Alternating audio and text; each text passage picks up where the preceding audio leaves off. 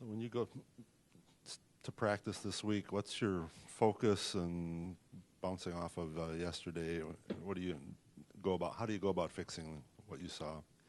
We just have to make sure that the kids know it's not what we're running, it's our effort to run it correct. We gave up 50, they got 50 rebounds yesterday. 23 of those were O-boards, but 3 people had 17 of them. So you can't continue to give the same individual O-board after O-board after O-board. And our recognition of that was not very good. And that's a part of effort. We played O-board, you have to take a shot to get an offensive rebound. So if they miss it, you've done a pretty decent job on defense, but you have to finish the play. And the play being finished is boxing out. And other people are going to watch the tape and tell their kids, hit the boards, because they don't box out. So we have to fix that immediately and then execute our offense a little bit better. But we were getting our shots. We got bunnies right underneath the basket. You have to finish. So it's not one thing. It's, you got to correct a couple of different things if you want to give yourself a chance to win the game. When you mentioned earlier it's about effort, I would imagine that's got to grind your gears a little bit when you're not seeing the effort that you want. How do you handle that? Are the Bobbie Knight days of get on the line and run them to death over, or what do you do in 2015? It's hard. That's a great question because you don't want to grind them down to fine powder, as they say, because we don't have a lot of bodies, so we can't do that necessarily. So we have to appeal to their performance-based understanding of what it takes to win.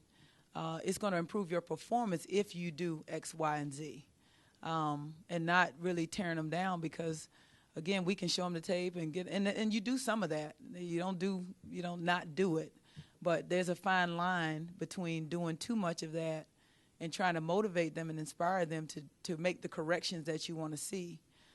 That's the hard job we have as coaches because we're up critiquing ourselves. What could we do different? What information can we give them? Is it too much? Is it not enough?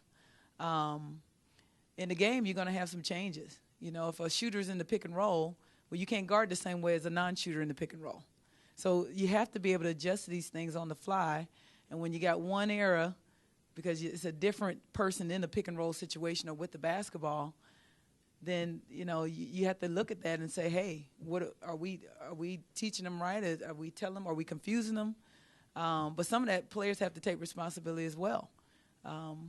Ask questions, know what you're doing, remind yourself. I don't know how everybody works. I learn a different way. I may learn by just watching it one time. I got it. We have kids like that.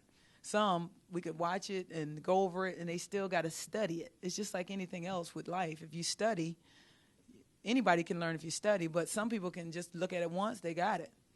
And other people have to study all day long. They can still get it, but it's just a different method of learning.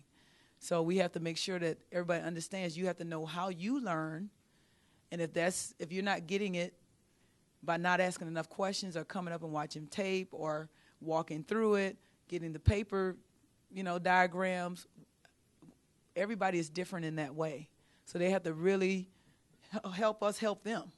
And we get on, if you don't know it, you got to come up and tell us, because if you nod your head yes, that's telling me you know it. And then you get out there and do it wrong, then that's not a good indication of knowledge of what we're doing.